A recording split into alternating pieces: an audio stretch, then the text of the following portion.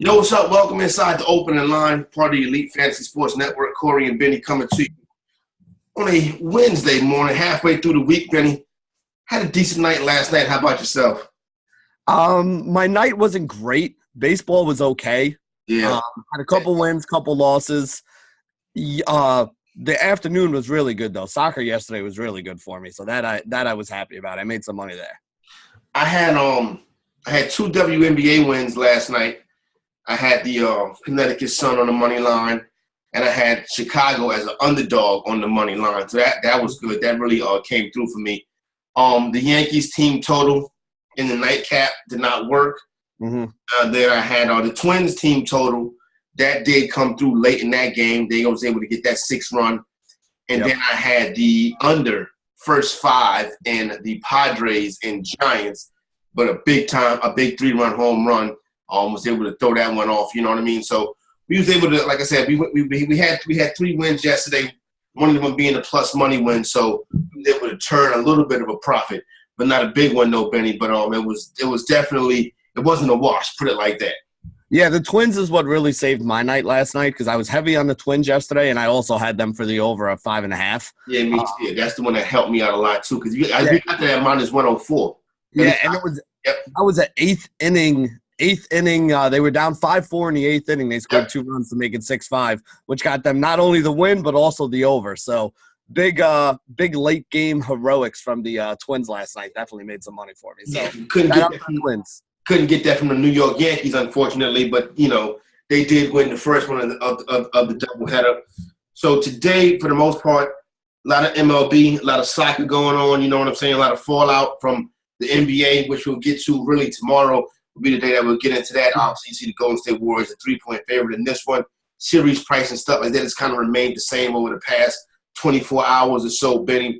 I saw yesterday where the Oakland Raiders are going to be the subjects of hard knocks this year. Looking forward to it or no? I'm looking forward to the entertainment of it. There's going to be a whole bunch of times where people are like, man, John Gruden's a freaking moron. Like, there's going to be a whole bunch of strange stuff that goes on there. So it'd be interesting to see. Listen, this is entertainment. So this is what the Raiders are, and, we'll see. It'll be fun. I'll watch it. Put it that way, Corey. I'll watch it. There are times where I haven't watched Hard Knocks.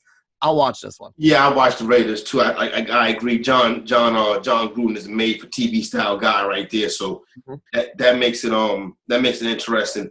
And then the Raiders, obviously, they have the Antonio Brown and the whole situation going on out there right now makes them a very interesting watch, trying to figure out and see what that football team is going to do going forward this season. Where are you at on Antonio Brown as a fantasy asset this year, though, Benny?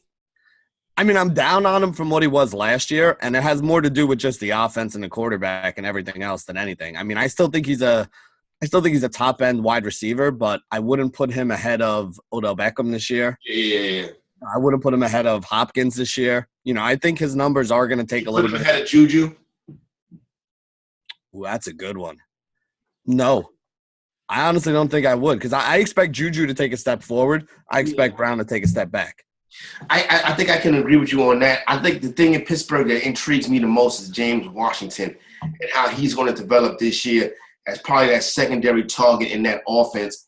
And he is really not – in some of the early drafts, matter of fact, Guru Elite, we got a staff mock that's beginning today. If it's full, I don't know if it's full already, but if it is, it will start as soon as it's full today. So looking forward to that staff mock draft. I'm in that too. That's the one that Vlad sent out, right? That's the one that Vlad sent out. So, yeah. So I signed up last night, and it was only about half full. What time did you sign up? To be honest, I don't remember. It was late. It was like right before I went to bed because I okay. So, yeah, I was in there already then because I think I might have been the 4th or 5th person in there. Yeah, I was 6. That's what I'm saying. I was 6 out of 12. 6. Okay. Yeah, so there you go right there. Yeah, just looking forward to getting some action and getting it started and seeing where things are at. Like I said, I've already done one so far, so I got a pretty decent feel. But obviously, getting ready for the season is something that we practice and got to get used to. I think Washington is going undrafted right now in a lot of leagues, and I think that's a mistake right there because Juju's not going to get all the work. And like you said, I agree with you. You see, Antonio Brown is going to be heavy volume, I think, this year. But I think Juju can be volume and efficiency. Yeah, I mean, you're still going to see the targets for Antonio Brown. I don't think that's going to change at all. I just think with Derek Carr, it wasn't going to be no targets. Yeah, I mean, with Derek Carr throwing him the ball, like as much as a lot of people hate on Ben Roethlisberger is still a, top 10 quarterback in this league, in my opinion. No, he can fire it. He can throw it.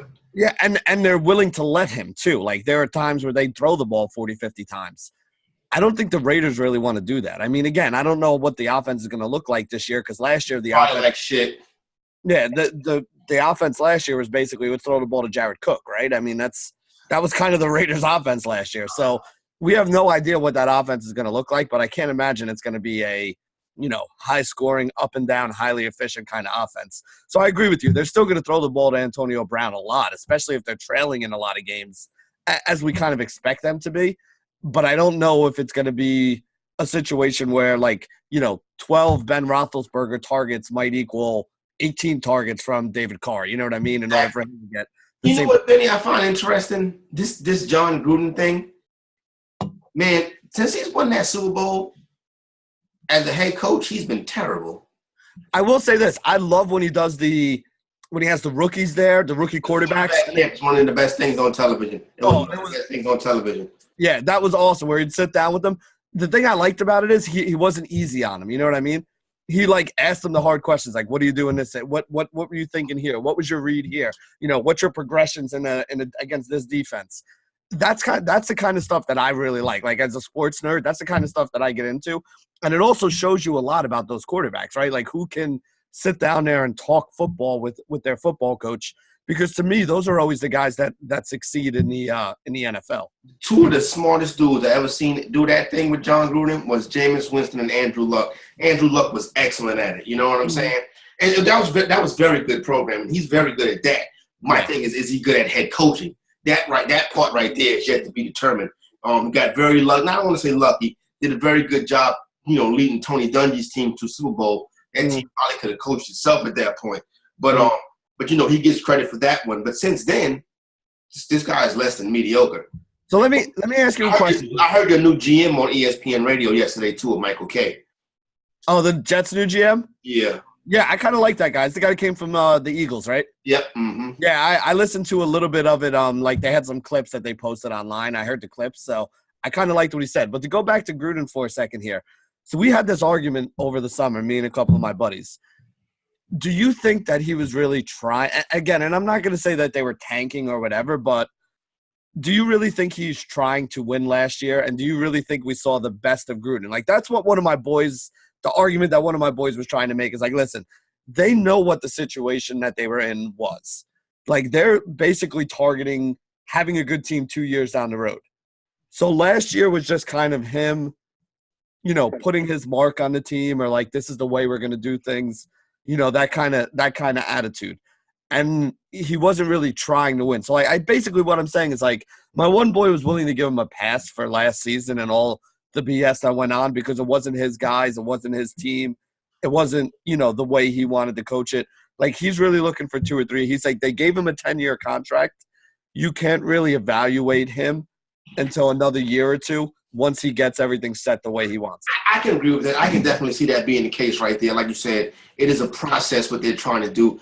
But see, the thing of what it is, as far as, tanking and stuff like that, football is not a tanking sport because you get injured on just about any play, and it can be like a career-changing injury. You know what I mean? A life-changing injury. So that's not a really good sport where you go out there and say, I'm going to give half effort.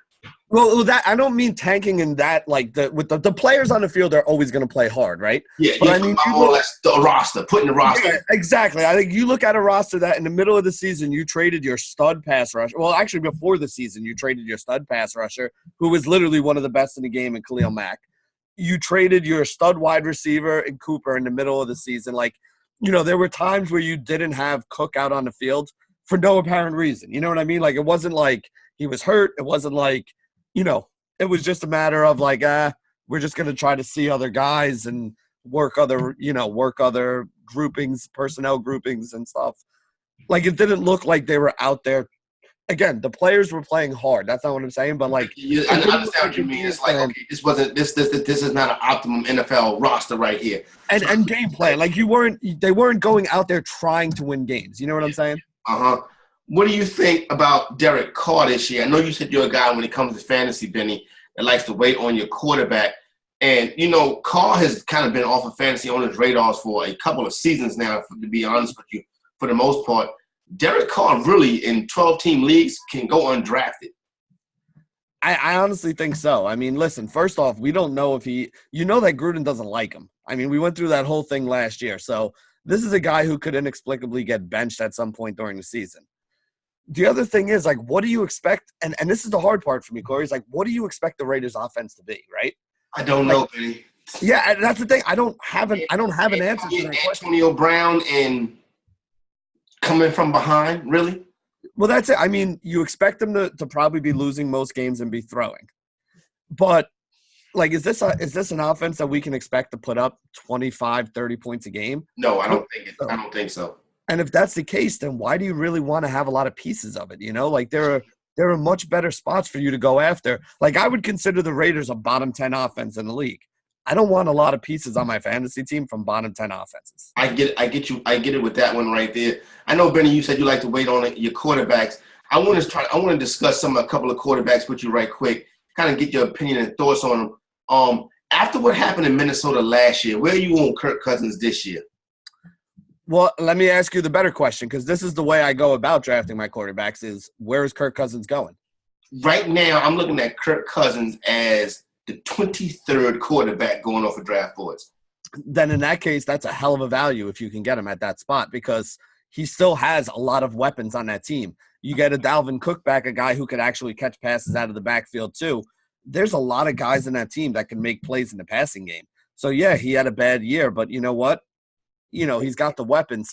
Quarterbacks are weird, right? Because there are maybe a handful, 5 or 6 guys every year that end up in the top 10 to 12 quarterbacks. And then the other 5 or 6 guys in the top 10 to 12 are always different. It's always somebody who had a bad season and hops back. Remember, we had a bad Matt Ryan season, and then we had a great Matt Ryan season. Then we had a bad Matt Ryan. Then we had a great Matt Ryan season. Like, the difference between the top 5 quarterbacks in the league and quarterbacks 5 through 20 is consistency.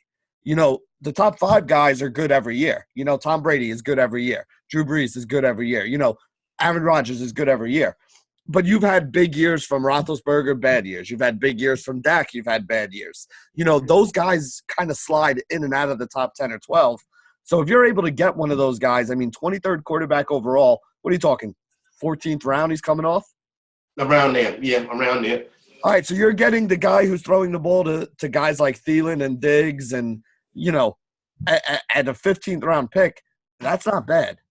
What do you think about Matthew Stafford being a guy that comes back this year, has a big fantasy season, or do you not trust the Lions offense? Or do you not so much about trusting the Lions? I don't know what the Lions offense is.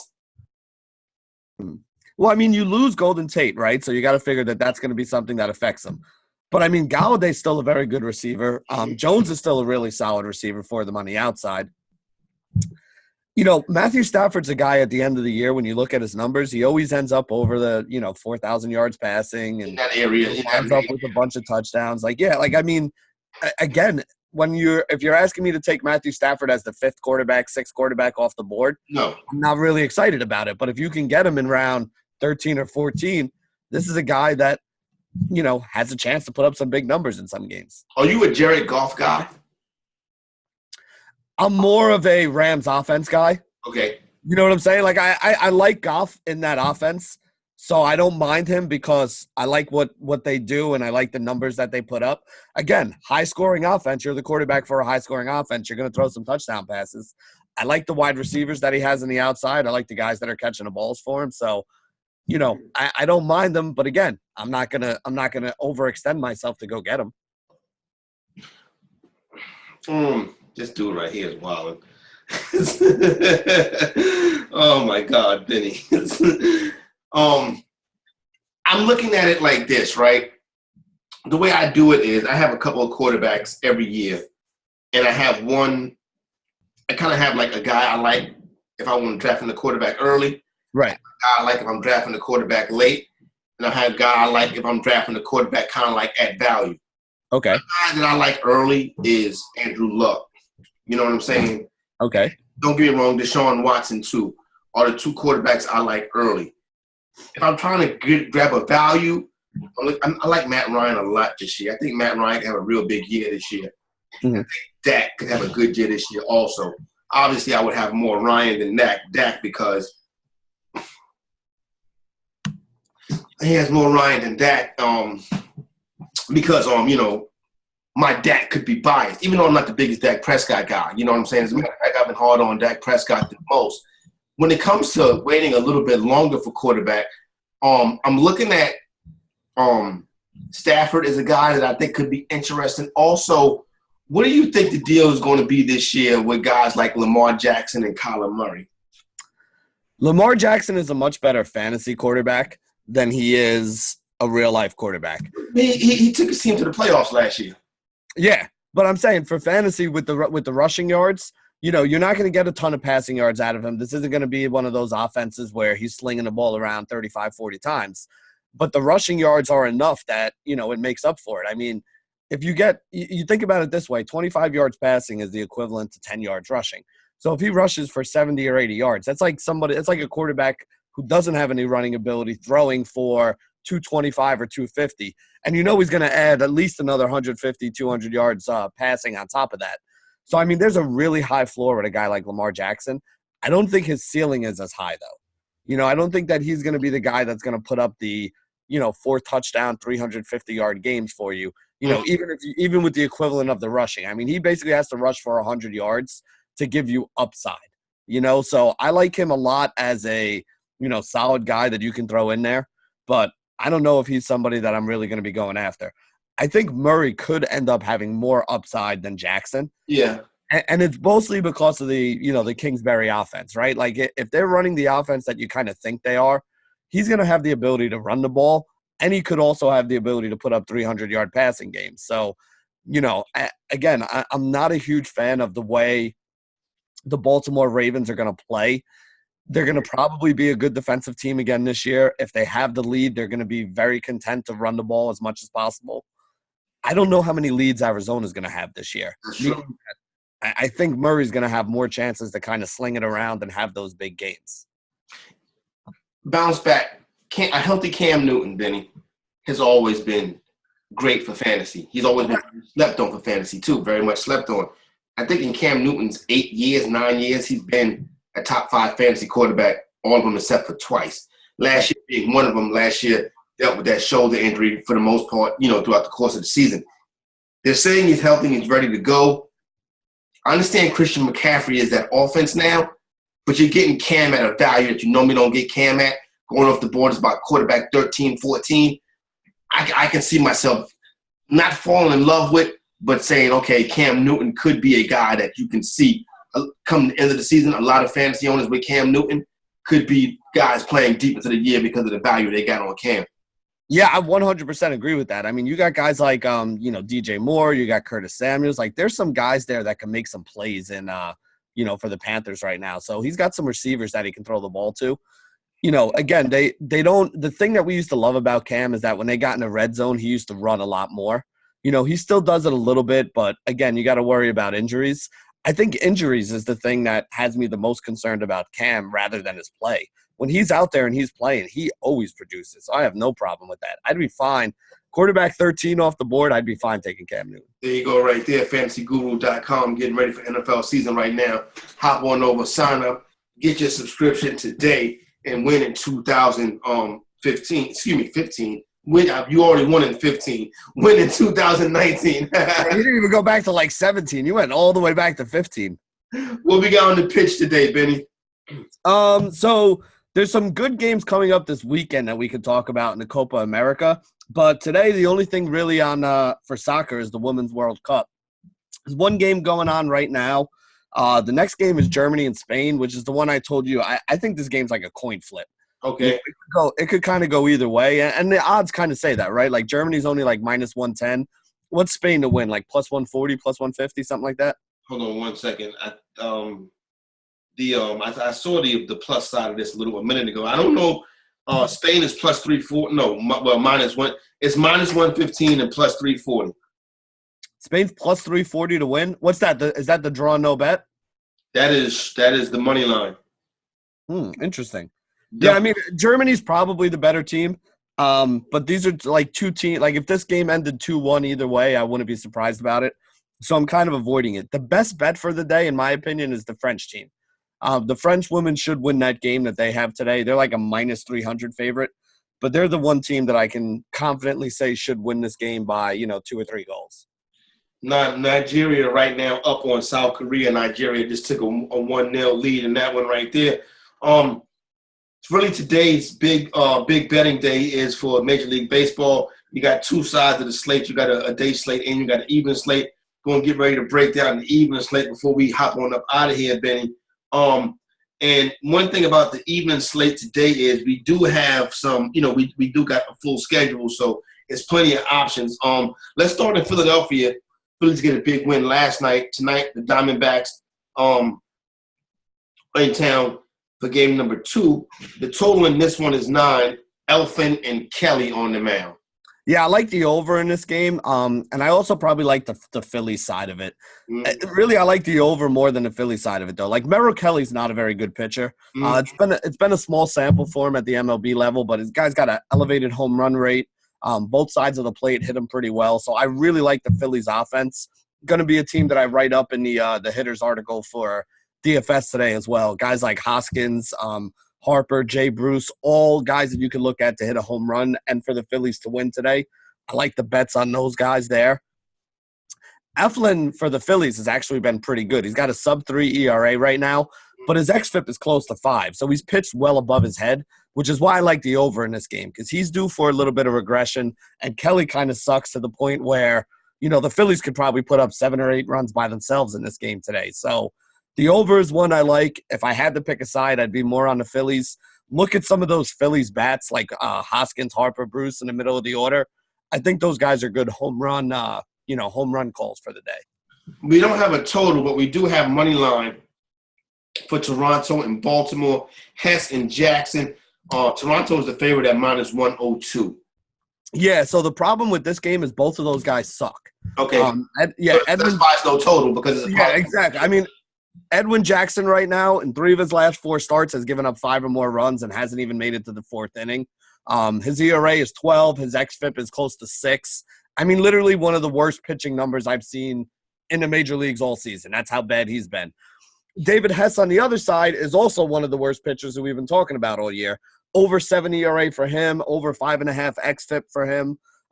Lifetime, both sides of the plate have like a 350-plus WOBA against them. He's given up, David Hess in his career so far, Corey, in the majors, 42 home runs and 164 innings pitched. So he's given up a home run about every 3.5 innings. So my note on this game is literally every single bat is in play in big letters, capitalized letters with a star next to it. Anybody on this team, Toronto or Baltimore, both of these lineups should have a lot of runs. You said there's no run line on this? No.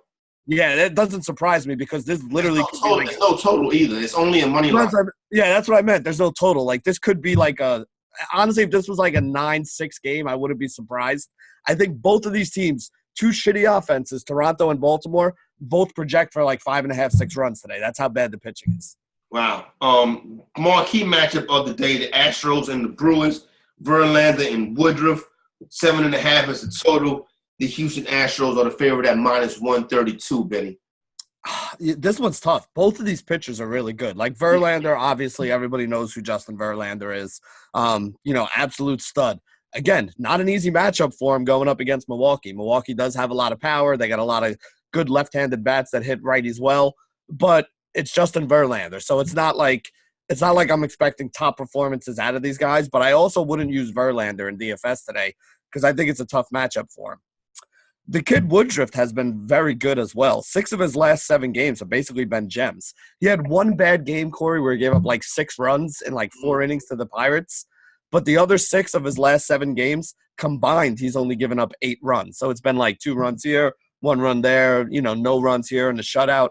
Woodruff, these are 2 really good pitchers. So I'm not willing to take the under. I'm not willing to really bet on either side. This is one of those games that I'll watch, but I don't think I have any wagering interest on it. First 5 innings total, 4.5. Again, 2 very good pitchers, so I wouldn't be surprised, but either one of them could have a rough inning and go over that total. That's why I'm saying, like, I think Vegas did a very good job of pricing this game and, a slight lean to Houston, but at minus 132, I should have a slight lean to Houston. I'm staying away from it. I just don't think there's any value here. The Tigers and the Royals, if you're really bored tonight, 8.5 is in total on this one. Royals come in as minus 144 on the money line. Yeah, I like the Royals to win this game. Minus 144 and the Royals is pretty good.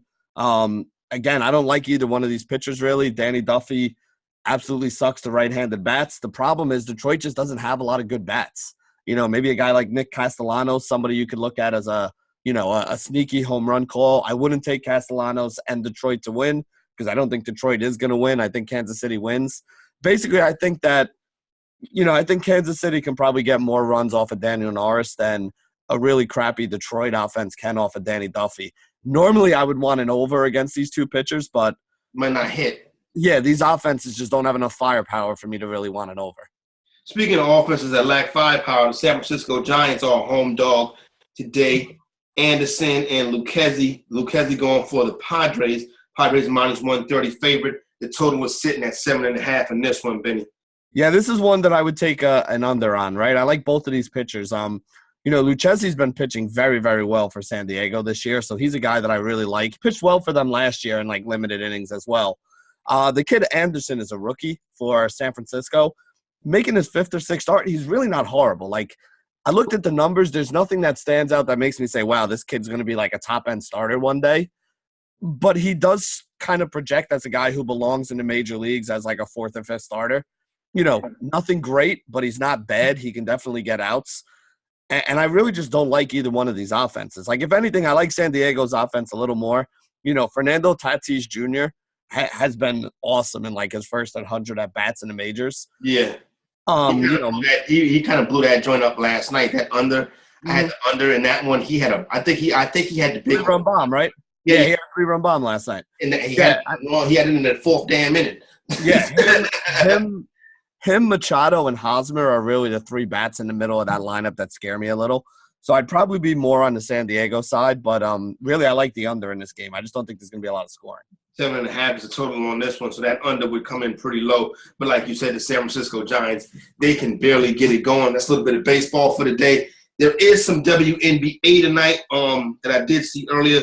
They're releasing these WNBA lines later on in the day. Tonight you got the New York Liberty at home against the Minnesota Lynx. My thing is if you can get the Lynx anywhere minus 7.5 or less, go ahead and take the Lynx. The Liberty could be overvalued because of the win they had last week at home. Matter of fact, the Liberty first win in 18 games, so they got a W. But still, the New York Liberty are one of the poorer teams in the WNBA. The Lynx are one of the teams that should be there later on in the season when you're trying to get down to seeing who's going to win this thing. But I would look at Minnesota. Anything if you're laying, I would lay up to 6. I probably would lay up to 6.5, 7.5 with the Lynx tonight right there. So when that comes out, you can hop on that if you're looking for a little basketball action with the NBA on the night off. Actually, so that's what you got right there. Benny, anything else? One other thing I want to mention, my favorite bet of the day, Atlanta, my boy Mike Soroka on the mound again for Atlanta against Pittsburgh. And then on the other side, the guy that's pitching for Pittsburgh, Keller, not a very good pitcher, should get lit up by that Atlanta offense. The Braves, to me, are the best bet of the day. Not the greatest value, so it's a team that I'm going to be parlaying. But I think you can parlay the Braves with a lot of stuff today and pretty much count it as a free square. All right, there you go right there. Big piece of chicken, Benny. You got one for the day? Let's see. Who made me some money last night? I'm going to give it to the Minnesota Twins offense for coming through late in that game and kind of saving me there and, making me some money on the day because that hit 2 of my big bets and 2 teams that I had – or 2 things that I had in a lot of parlays with the over 5.5 runs and the Twins winning. I agree with you on that one, 100%, because they did come through for me last night too. As I was on my way back from my Props Hotel, I was watching the score, and I see that they had a big inning, and they got that done. So shout out to the Twins because that one right there last night was able to make us catch a profit and not break even. So my big piece of chicken goes to the Twins offense. Also, for the fantasy, for my main man, Benny M. Corey Parson, the fantasy executive, the opening line, we are out.